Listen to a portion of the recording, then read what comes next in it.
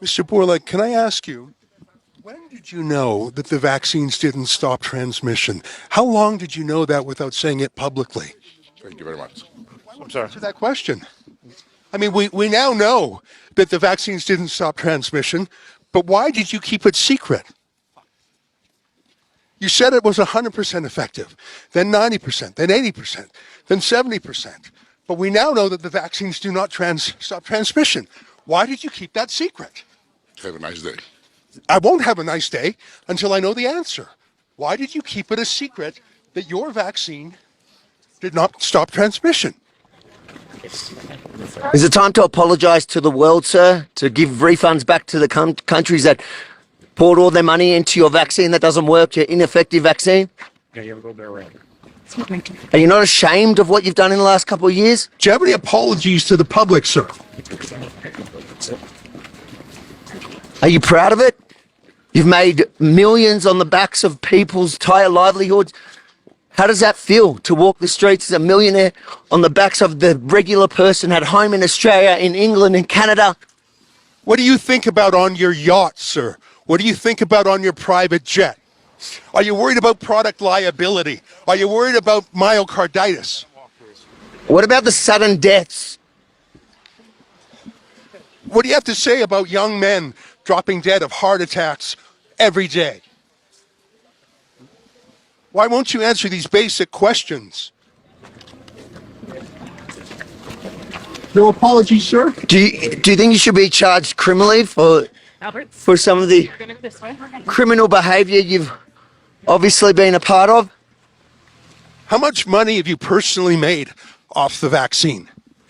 How many boosters do you think it'll take for you to be happy enough with your earnings? Nothing? Who did you meet with here in secret? Will you disclose who you met with? Who did you pay commissions to? In the past, Pfizer has paid $2.3 billion in fines for deceptive marketing. Have you engaged in that same conduct again? Are you under investigation like you were before for your deceptive marketing, sir? If any other product in the world doesn't work as promised, you get a refund. Should you not refund to countries that laid out billions for your ineffective vaccine? Are you used to only sympathetic media, so you don't know how to answer any questions? Is that it? Shame on you, sir. Shame on you. That's Albert Bourla, the boss of Pfizer. His people were pushing us around a little bit. Mate, he's pretty fit. I don't reckon he's had one jab. I'm huffing and puffing a bit. At least I didn't have any myocarditis. I dare say he's shocked that in his safe space at the WEF here in Davos that he was challenged in a way that he's never to date been challenged. Well, that's the thing. We're not accredited media here. We're on the outside of the perimeter. So he's only used to the softballs from CNN and MSNBC and people like that. I asked him a real question about product liability. No answer. A real question about Pfizer's past deceptive practices. You know, they paid the largest fine in American history to the Justice Department for deceptive marketing. I don't know if that's underway right now. I don't know if they're being investigated, but I think they should be. When did he know that the vaccine didn't actually stop transmission? I wanted to find out because surely he knew before we knew.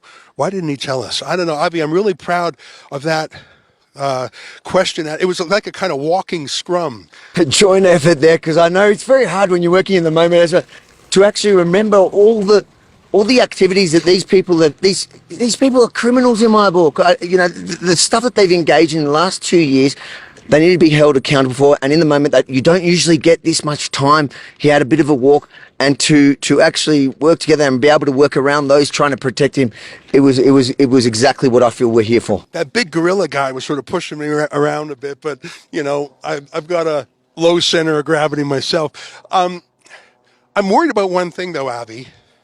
Pfizer is connected to big media in an enormous way. I'm worried that they're going to try and block this video. I'm worried they're going to try and cancel it on YouTube, on Twitter, on Instagram, on Facebook, places like that. So I want to look straight at the camera and say, folks, if you cannot find this video out there, go to wefreports.com. That's a special website we've set up for the World Economic Forum, wefreports.com. And if you feel moved by our coverage, please consider chipping in because we're 100% crowdfunded. Obviously, we get no ad money. We've been completely demonetized.